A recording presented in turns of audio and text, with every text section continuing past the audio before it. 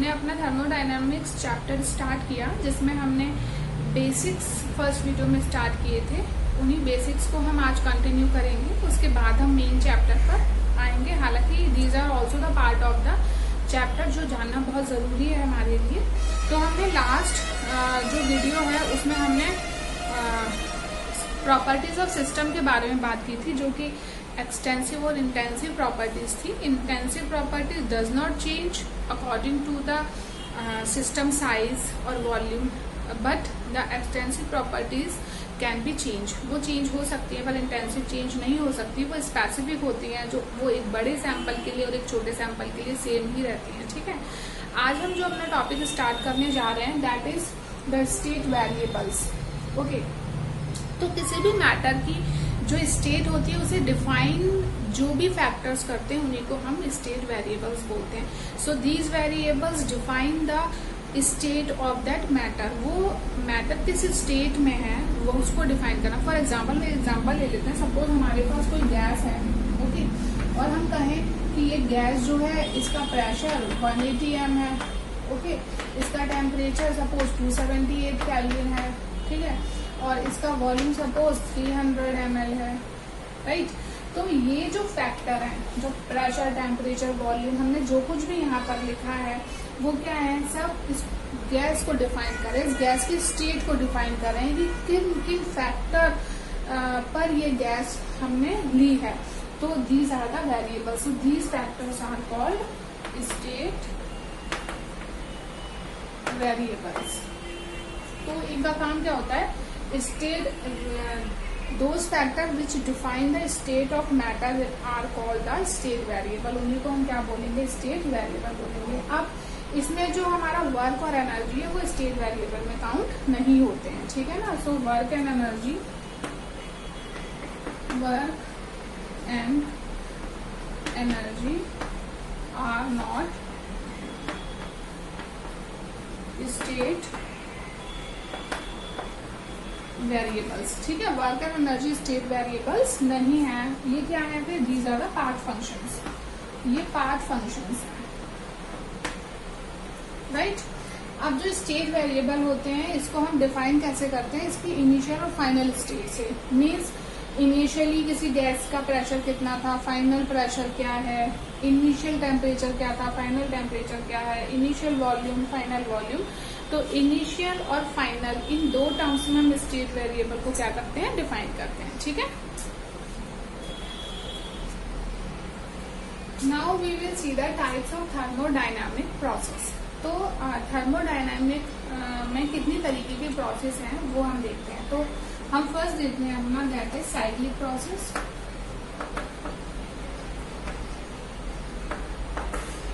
Cycling means what? Means some system or some change or a process start point A point से start हो रहा है, and from several stages it again comes to A से start होकर different changes से निकल कर वो फिर से अपनी उसी स्टेट पर आ जाए जहां से वो स्टार्ट हुआ, तो उसी को हम क्या बोलते हैं, साइक्लिक प्रोसेस बोलते हैं, ठीक है ना।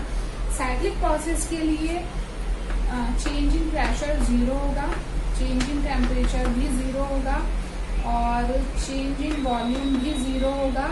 बस यहाँ पर जो हमारा एक फैक्टर 0 नहीं होगा, that is what, that is the exchange of energy. क्योंकि जब यहाँ पर वर्क हो रहा है, कोई प्रोसेस हो रहा है, तो जाहिर सी बात है कि यहाँ पर कुछ एनर्जी एक्सचेंज हो रही होगी। क्योंकि ऐसा कभी नहीं होता कि कोई प्रोसेस वर्किंग में है और वहां पर एनर्जी एक्सचेंज ना हो रही हो या एनर्जी में कोई चेंज ना आए। तो यहाँ पर हमारा जो डेल्टा क्यू होगा, that will not equal to 0।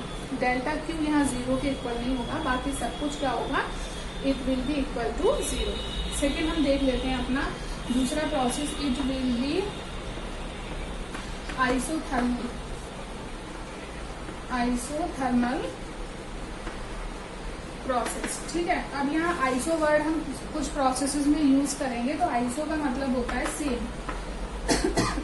और थर्मल मीन्स हीट और टेम्परेचर, ठीक है।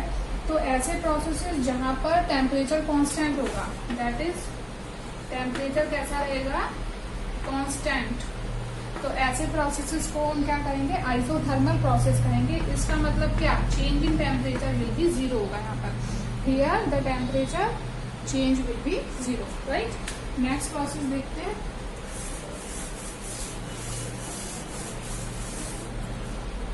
थर्ड हमारा हो जाएगा आइसोबारिक। आइसोबारिक प्रोसेस, ये हम टर्म्स को मैं आपको लास्ट चैप्टर में स्टेट ऑफ मैटर में जब हमने ग्राफ्स पढ़े थे तब मैं बता चुकी हूँ, क्योंकि वहाँ पे आइसोबार्स, आइसोकोर्स और आइसोथर्म थे। वही सेम चीज है यहाँ पर। So isobaric process are what, these are the processes in which pressure is constant. Pressure यहाँ पर कांस्टेंट रहेगा in such processes. So delta P, change in pressure will be zero here, right. Next हमारा जो है वो है isochoric, ठीक है, आइसोकोरिक प्रोसेस। तो आइसोकोरिक का मतलब वॉल्यूम सेम होना चाहिए।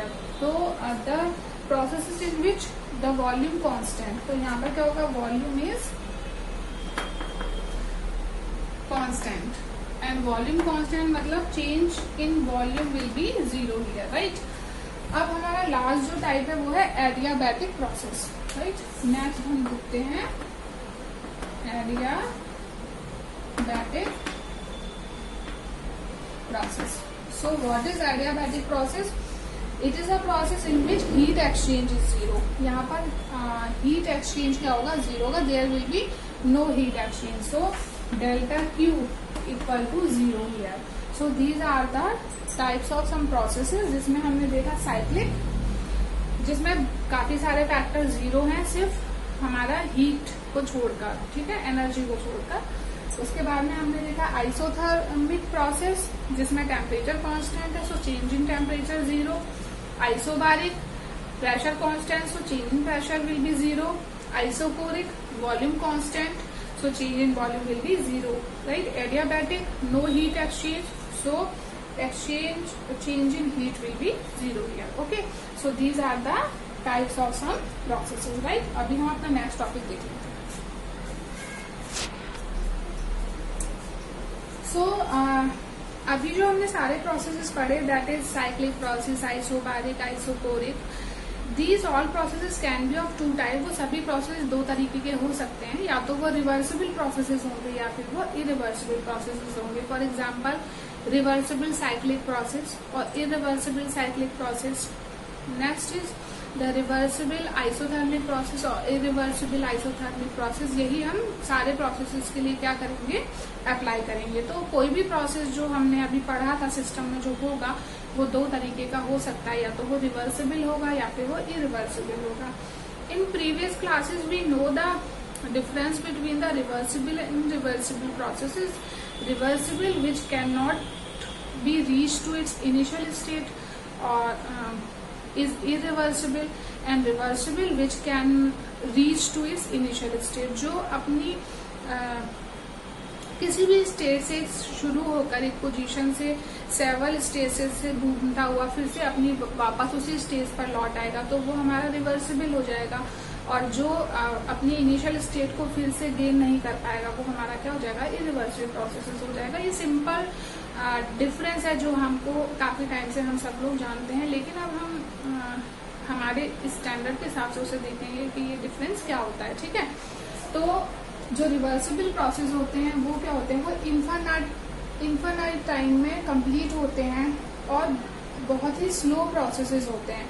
तो जो हमारा रिवर्सिबल प्रोसेस बहुत स्लो होता है, इन्फानाइट टाइम में कंप्लीट होता है और छोटे छोटे स्मॉल स्टेप्स में होता है, ठीक है ना।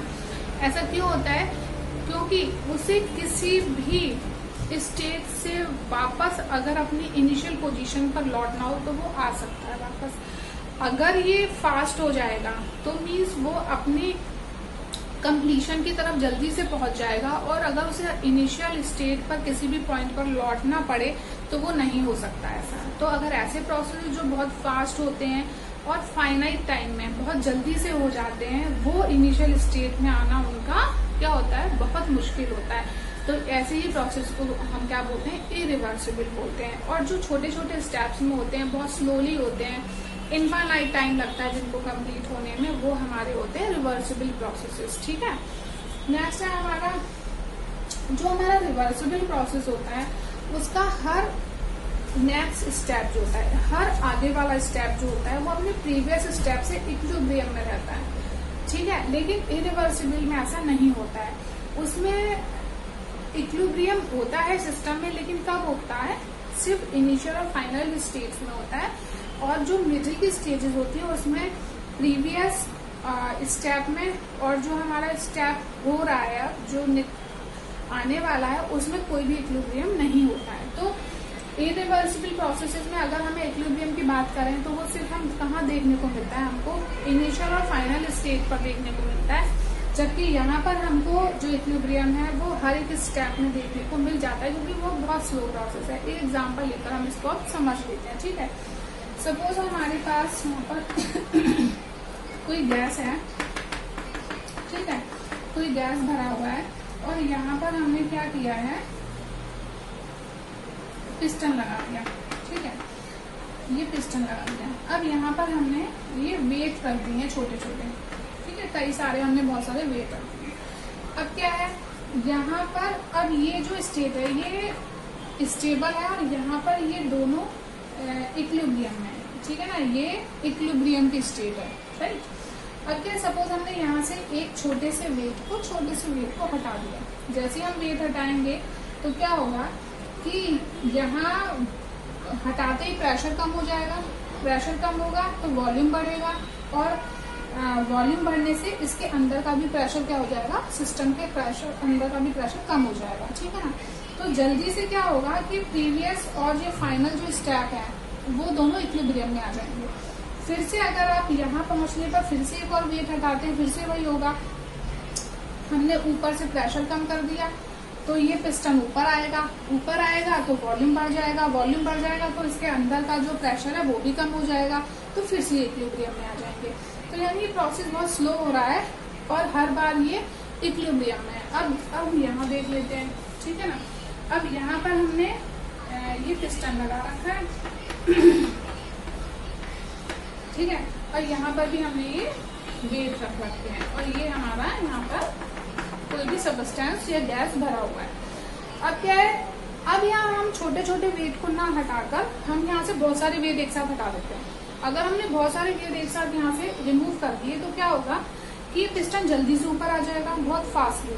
अभी जब हम ये स्टार्ट कर रहे हैं तब ये प्रोसेस इक्विलिब्रियम है, this system is in equilibrium right now initial state पर। अब हमने बहुत जल्दी हटा दिया, यहाँ से वेट हटा दिया तो क्या होगा बहुत जल्दी हटाने पर थोड़े टाइम में इसका वॉल्यूम इंक्रीज हो जाएगा, जल्दी से इसका वॉल्यूम इंक्रीज होगा, फिर इसका प्रेशर भी कम हो जाएगा। ठीक है ना, क्योंकि हमने यहाँ के वेट को हटाकर यहाँ का प्रेशर कम कर दिया है, तो फिर वो फाइनल स्टेट होगी। क्योंकि हमने तो सारे वेट को एक साथ हटा दिया तो एकदम से फाइनल स्टेट आ गई, हमने मिडिल की तो कोई स्टेज का चक्कर रखा ही नहीं यहाँ पर। तो यहाँ पर फिर जब वो फाइनल स्टेट होगी, जब हमने सारे वेट्स को यहाँ से हटा दिया है और प्रेशर फिर से यहाँ का दोनों का बराबर हो जाएगा, तब ये इक्विलिब्रियम स्टेट में आएगा। तो ये बहुत फास्ट होता है और यहाँ पर जो चेंज होगा प्रेशर में वो डेल्टा पी होगा और यहाँ पे जो चेंज होगा प्रेशर में वो डी पी होगा। ये स्मॉल चेंज के लिए हम डी यूज करते हैं। ठीक है ना, तो ये जो होगा चेंज डी पी और यहाँ पे जो चेंज होगा वो हो जाएगा डेल्टा पी। तो इस चेंज में इस चेंज में बहुत अंतर है। ये चेंज हर स्टेप पे जो हो रहा है वो बहुत छोटा हो रहा है और ये वाला चेंज जो हो रहा है ये एकदम बहुत बड़ा चेंज हो रहा है। ठीक है ना, तो ये हमारा क्या है, रिवर्सिबल और irreversible process. I hope you understood this. इसके बाद में हम अपना मेन टॉपिक पर आएंगे, नेक्स्ट वीडियो में स्टार्ट करेंगे। आज के लिए बस इतना ही और if you have any problem you can ask me. बाकी आप लर्न करते रहिए, रिवाइज करते रहिए। Thank you so much.